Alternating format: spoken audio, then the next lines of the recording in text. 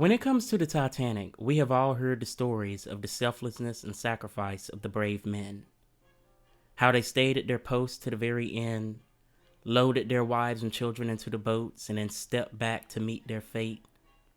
However, behind the romance lies the bitter truth that these men were husbands, fathers, sons, and brothers, meaning they had family and loved ones that not only cared for them, but depended on them for survival. In this video, we're going to dig past the romance and dive into the effects that these men's deaths had not just on their families, but also on their communities. Hello, I'm Tashawn, and this is Legacy Liner. Welcome aboard. And in today's video, we're going to dig into the story of the widows whose lives were forever changed in the wake of the Titanic disaster. So, without any further delay, let's get into it.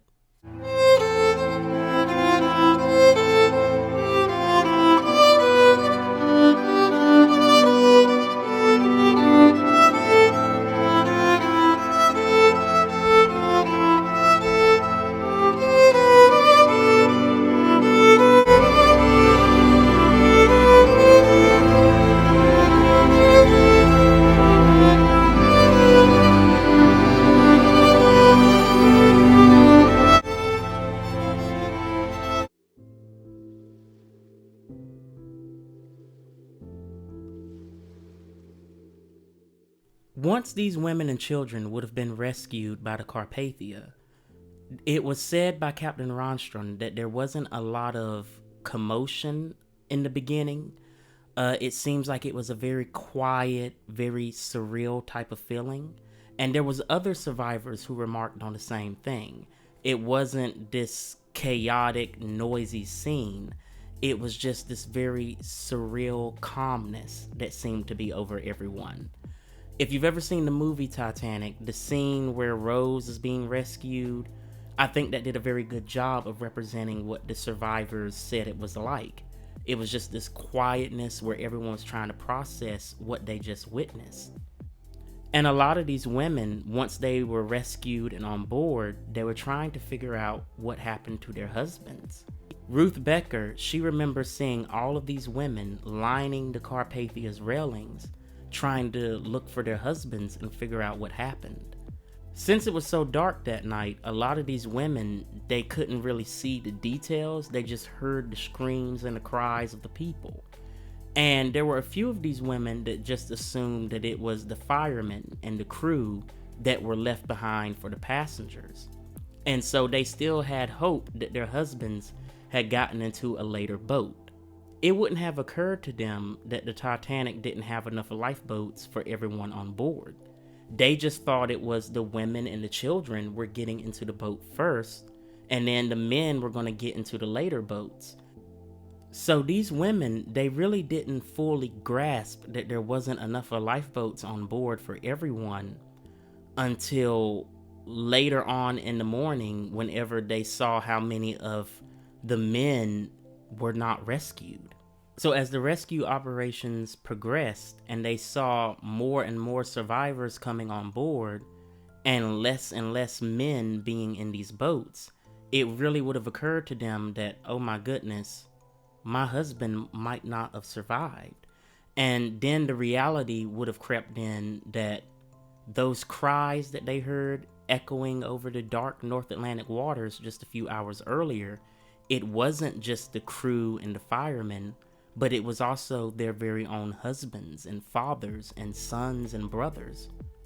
There was one survivor, Jane Herman, and it was said that she was very much hysterical when she realized that her husband was amongst the missing. And she ended up having to be locked in a room where she was threatening to take her own life. And she wasn't the only woman that had this initial reaction when she found out this sad news. Emanita Shelley, who was rescued with her mother, they were in the ship's hospital because her mother had an injured leg and foot. Well, while they were in this hospital, there was a third-class passenger who realized that her husband was amongst the lost as well. And so she was trying to throw herself overboard. And of course, the crew stopped her from doing it, but this angered her. And in her emotional state, she grabbed a blunt object and she threatened to beat Amanita's mother to death if they didn't let her throw herself overboard. Well, Amanita, using reverse psychology, I don't know if that was a known thing or a known term in 1912, but nonetheless, that's what she did. Initially, she was trying to talk the woman out of it, and the woman threatened that, she would do her in too. But Amanita said, no, no, no, I agree with you. You should be allowed to take your own life. You should be able to jump overboard. And so the third class woman, she was like, oh, thank you. Finally, someone understands. I finally have a friend. And so the way that Amanita got around this is she said, well, it would be very unladylike for you to throw yourself overboard without a man to escort you. Remember, this is 1912, so etiquette is very heavily ingrained into everyone's psyche. And so the woman was like, yes, you're right, I should have an escort. So Amanita asked one of the crew members if he could, get some men to help escort her to jump overboard. And some men showed up and they escorted her to a more isolated part of the ship where they could keep a closer eye on her. And you also have to keep in mind that a lot of these women had children with them. And so they were young mothers, recently widowed. And now here they are with these little ones that they got to tend to. There were a couple of survivors that remarked about how there were a lot of children running around on the Carpathia. And these young women who are processing what they just witnessed a few hours earlier, and then on top of that, the fact that they lost their husbands, well, the mother's duties never stops, even for grief. So they had these children that still needed to get tended to. They were cold, they were hungry, they needed their diapers changed. There was one survivor, August Wormstedt, who remarked about how some of these children were crying about their toys being lost. They were too young to process that their fathers had been lost, not just their toys. And so these mothers would have had quite a bit on their plate. In a 1980 interview, Nell Schneider, she said that the passengers on board the Carpathia, they took some of these kids away from the mothers just to give them a little break so that they could process everything that had happened. And Captain Ronstrom, he decided that he wanted to have a memorial service where they could celebrate for those that survived, but mourn those that were lost. And while this memorial service was going on, he used this as an opportunity to look around the area to see if there were any other survivors, but also, kind of gauge the wreckage and kind of take a look around the scene. But he knew that that might be a bit much for these women to be able to process since they had just lost their husbands. And personally, I feel like the widows on board the Carpathia, yes, they had it bad, but it must have been so much worse for the widows that would have been on land. Because initially, on April the 15th, a lot of the newspapers on both sides of the Atlantic were reporting that the Titanic had hit an iceberg, but it was being towed to Halifax, and all of the passengers and crew on board were safe. So the wives on land initially would have thought that, oh, well, my husband's going to be delayed in arriving by a couple of weeks probably. And then by the next day, April the 16th, the reality started to kick in that no, that's not the case. There was a great loss of life. So these women would have been reading all of these different newspapers trying to gauge what had happened. For some of the loved ones, they would have known fairly early. So, for example, Captain Smith's wife, she would have known within 24 hours that her husband was lost. And even Ida and Isidore Strauss, their children would have very quickly found out that their parents were among the victims. And that's just because these were more of the high-end names on the ship, and their stories have just kind of been cemented into Titanic's legacy. So it was a lot quicker for their loved ones to figure out what was going on. But for the wives of the crew members and the third class passengers, it would have taken a little bit more time for them to figure it out. And this would have been a nail biting time, because there were some cases where husbands were reported amongst the survivors, and then they later found out it was a misunderstanding and they were amongst the victims, and vice versa. And then also you would have had some passengers and crew that would have had the same names.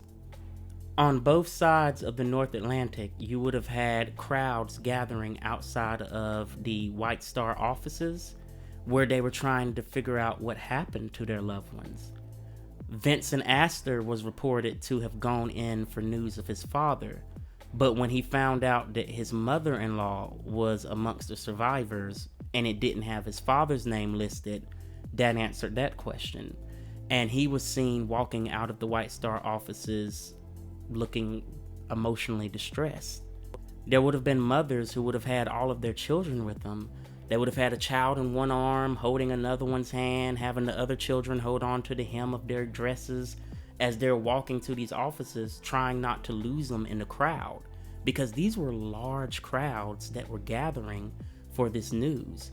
The Daily Sketch reported that it estimated 2,000 people had gathered outside of the offices trying to see the list of those who were amongst the survivors. It was even said that some of these women spent the whole day outside of the offices, and then they would leave so that they could go feed their children, and then once they had everyone fed, they would go right back to the offices again, hoping for some news.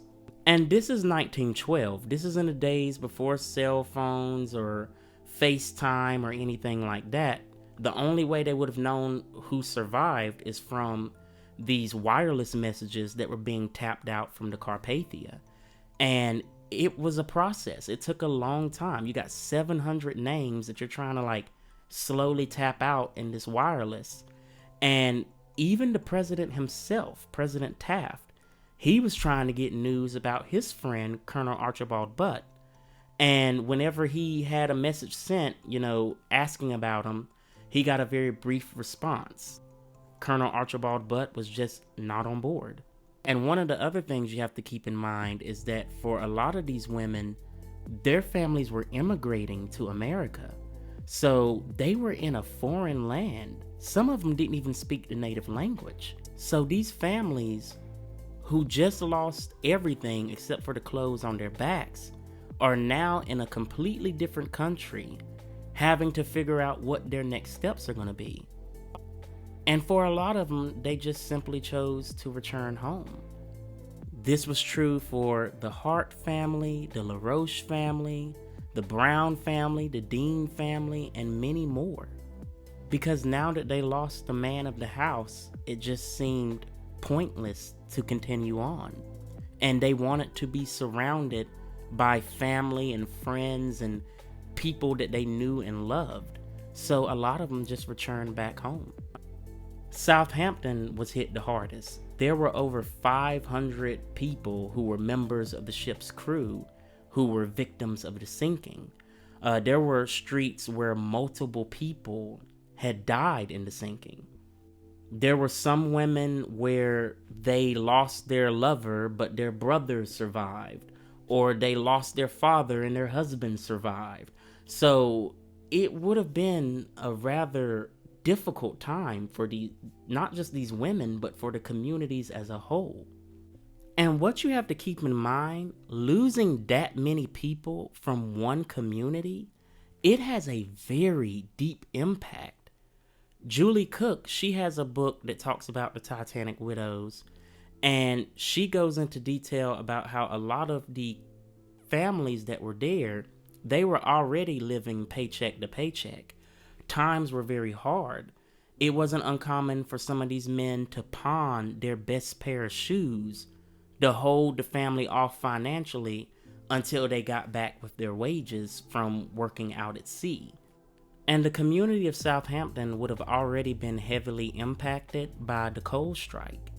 That strike happening meant that there was a lot of ships that had to cancel their voyages, which meant that there was a lot of work that was lost for these sailors and stewards and engineers and stokers and trimmers and all these different positions. So getting a job on the Titanic would have definitely been a sigh of relief that they finally would have some money coming in again. And now to find out that their husbands were lost, and on top of that, White Star Line, which in my opinion, it was so messed up that they did this, they cut the wages the moment that the Titanic sank. So the crew members on board, their wages ended on April the 15th, 1912.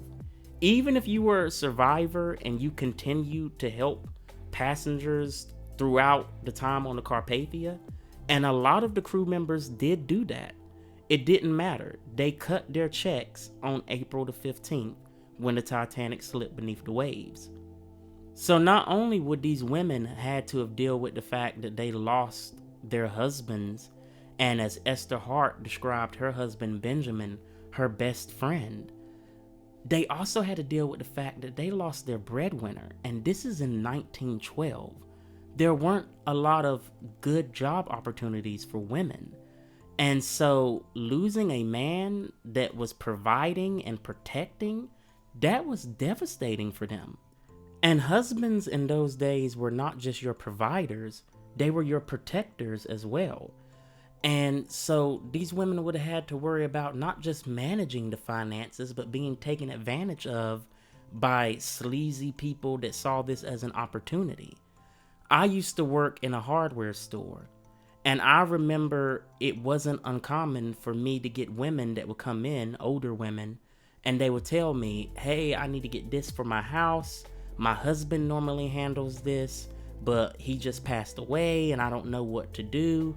And me and my manager actually got into a dispute over it because he overheard me telling women like, oh, well, you can get away with this. If you want something nicer, you can do that, but you don't have to get the most expensive thing. And he pulled me into the office and told me, you need to sell them the most expensive thing. This is your opportunity to get the sales up. And I remember telling him, like, I'm not doing that. I'm not taking advantage of an old lady whose husband just died just so you can get your numbers up. Because they got bonuses for getting big sales, of course. And me and him kind of butt heads over that a few times, actually. So if that's something that exists in today's society, I know it must have existed back in 1912. It probably was even more amplified back in those days.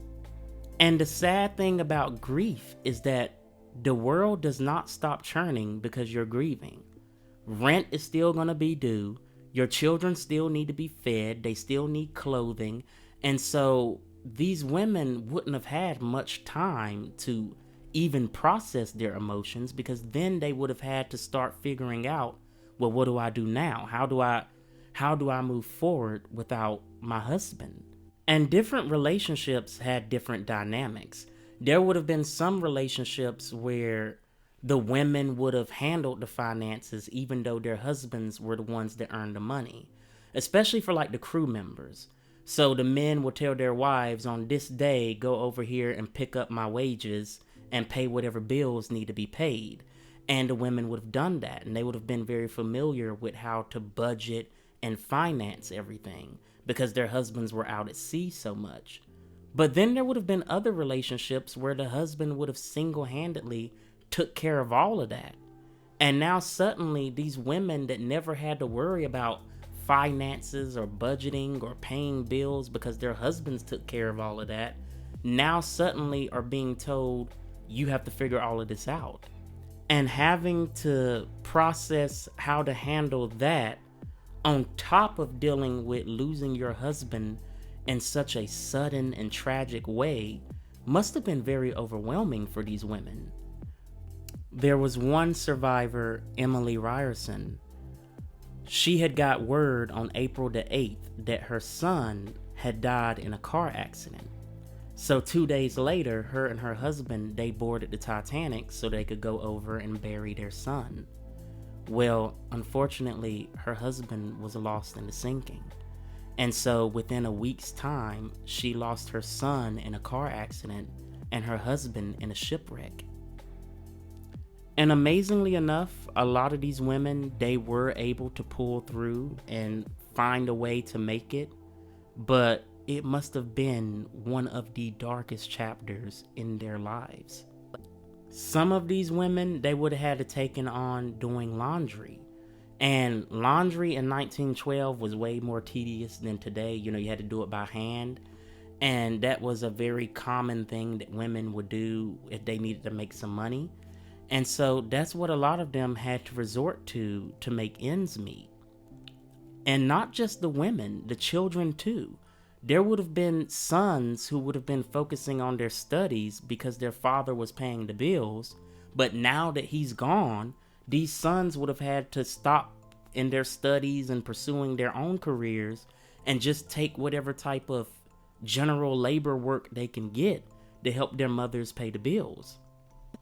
And that's one of the things about the Titanic sinking that we don't really think about, is that this tragedy, it didn't just impact the 2,200 passengers and crew that were on board. It impacted people that never even saw the Titanic with their own eyes, let alone set foot on it. There were children whose destinies would be changed forever because they lost their father. And they would have been hit with more responsibilities than what they would have if he had still been alive. There were some children who became orphans because of the sinking. And it's not even just the women. There were men who lost their wives and their whole families in the sinking. You might remember the video I did on Alma Paulson. I'll put the link to that in the description. Her husband, he had went to America not long before because he wanted to build up, money and get a place and everything, so then he could immigrate his wife and children over. And that wasn't a very uncommon thing for men to do back in those days. It was easier for them to get a start by themselves and then bring their wives and children over once they got more established and settled. And I often think about how this poor man, he did all of this trying to get a better life for his family. And then he buys a ticket for them on the safest, newest, most luxurious ship in the world. And then finds out that his family was washed away tragically in the sinking. And he was impacted by that. Years later, even after he remarried, he ended up planting trees in his children's honor because he was still grieving over that loss. And another thing that I think about is how, with this being 1912 and people being way more religious back then, how difficult it must have been for a lot of the loved ones of the victims not having a body that they could properly grieve over. For a lot of people, having that body that you can lay to rest and that grave site that you can visit, it is a huge part of having some sort of closure from the loss of a loved one. And not being able to get that closure must have been a hard pill to swallow for a lot of these family members. I remember a while back, I watched a documentary on the Addergool 14, which was a group of 14 people from a parish of Addergool.